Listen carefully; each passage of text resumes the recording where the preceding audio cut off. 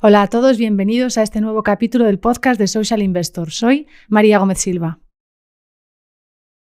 Hoy vamos a hablar de un tema que está de candente actualidad en la industria de los fondos y especialmente en la inversión socialmente responsable. Hablamos de SFDR y la cascada de rebajas que se ha producido en la calificación de sostenibilidad de los fondos.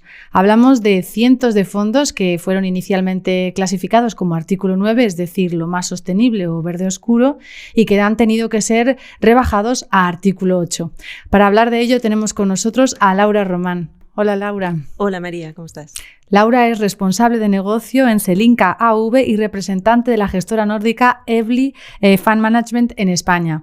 Evli es una de las gestoras de Finlandia más importantes, fue una de las primeras en firmar los principios de la inversión socialmente responsable y además tiene en su cartera de fondos un artículo 9 de los que estamos hablando en este programa. Pues si te parece vamos a empezar a desentrañar un poco todo lo que ha pasado con esto del artículo 9, el artículo 8 para que la gente pueda enterarse bien de qué es lo que ha pasado.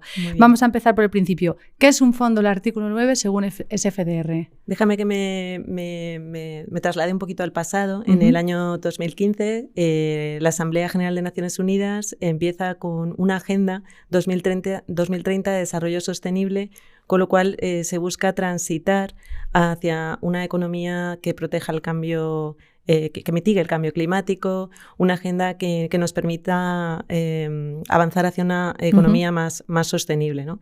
En los años posteriores se continúa con este impulso a través del Acuerdo de París, donde también se busca movilizar los flujos financieros para evitar la emisión de gases con efecto invernadero.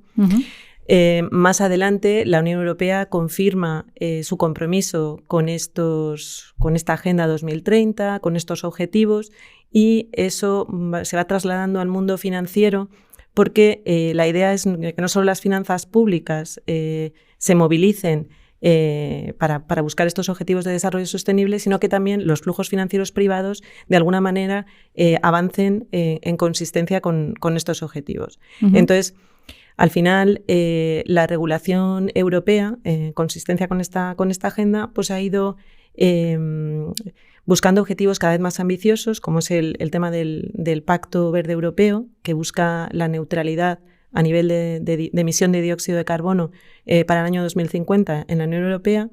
Y eso al final ha tenido una repercusión en las normas, como es el Reglamento de Divulgación de Finanzas Sostenibles, que es lo que está establecido en artículos.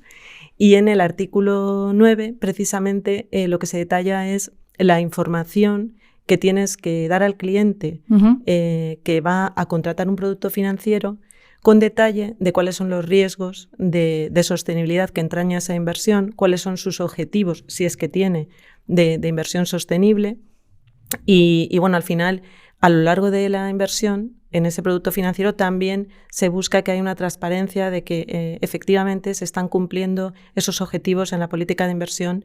Y el artículo 9 en este sentido es el más ambicioso porque busca verdaderamente tener un impacto positivo con tu inversión, ¿no? En la sociedad. ¿Y qué se diferencia de los artículo 8, ¿no? Porque ha habido muchos fondos que eran artículo 9 y que se han rebajado a artículo 8. ¿Por qué se les ha rebajado? ¿Cuál es un artículo 8? Bueno, digamos que hay artículo 6, que es, si quieres, una categoría que es neutral, que no tiene ninguna ambición en temas o por lo menos ninguna ambición comprometida a nivel de aspectos ambientales, sociales o gubernamentales. Y luego el artículo 8 es una categoría que promueve características medioambientales, sociales y gubernamentales, pero que en realidad pues a lo mejor no tiene un compromiso tan concreto de impacto positivo. Entonces, bueno, las categorías han estado sujetas a interpretación desde el momento que esto se anunció. Yo creo que porque realmente los objetivos eran realmente muy ambiciosos, porque transformar el mundo que tenemos en una serie de años que parecen muchos, 2050, 2030, pero es que en realidad son muy poquitos para lograr esos objetivos. Entonces, es tal la ambición que hemos corrido demasiado rápido. Ya. ¿Y qué tipo de cosas, de activos, de empresas tienen los fondos artículo 9? ¿Son solamente empresas dedicadas a la sostenibilidad o puede ser una empresa de software que no tiene prácticamente emisiones? A ver, en el detalle está, ¿no?, se anda el diablo y bueno, yo creo que se está perfilando cada vez más lo que se incluye en el artículo 9. Por eso ha habido también tanta confusión, porque a medida que tienes un reglamento que luego en la práctica tienes que desarrollarlo a través de unas reglas técnicas que son las que han venido a concretar lo que era una inversión sostenible.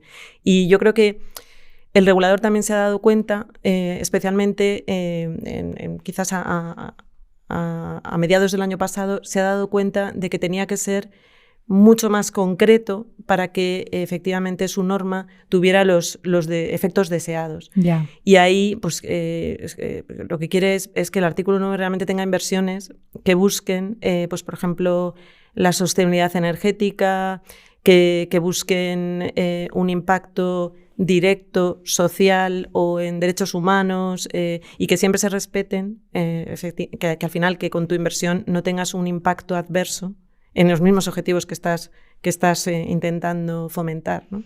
O sea, que en el fondo yo creo que la Unión Europea se dio cuenta de que lo que decías tú, ¿no? Que todos los fondos que estaba viendo artículo 9 a lo mejor no eran tan verdes como ellos deseaban y ha decidido ponerse más dura. Eso es. ¿Y a EBLI le ha tocado rebajar algún fondo artículo 9 o...?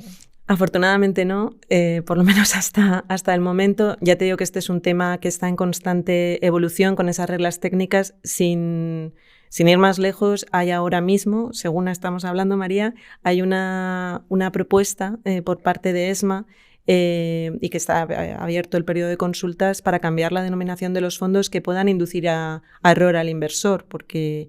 bueno, pues si tú tienes en el nombre, por ejemplo, un fondo, ¿no?, un fondo de inversión, le pones en verde no sé cuántas, puedes inducir a error si verdaderamente no tienes definido unos objetivos concretos y un detalle en tu información que permita verdaderamente contrastar que tú estás teniendo ese impacto. Entonces, en EFLI, desde el principio, han sido menos ambiciosos, quizás. Solamente tienen, dentro de los fondos UCITS, solamente tienen un fondo que se ha calificado como artículo 9, que es un fondo de bonos verdes, que, no lo olvidemos, también busca rentabilizar financieramente tus inversiones y, en este sentido, no invierte en deuda pública, busca solamente bonos corporativos, buscando un extra de rentabilidad y, eso sí, solamente incluye bonos verdes o bonos sostenibles, que es una categoría menos desarrollada, pero que, bueno, pues en un 0, creo que 65% de la cartera también está incluida, pero son básicamente bonos verdes que tienen una serie tienen un marco de inversión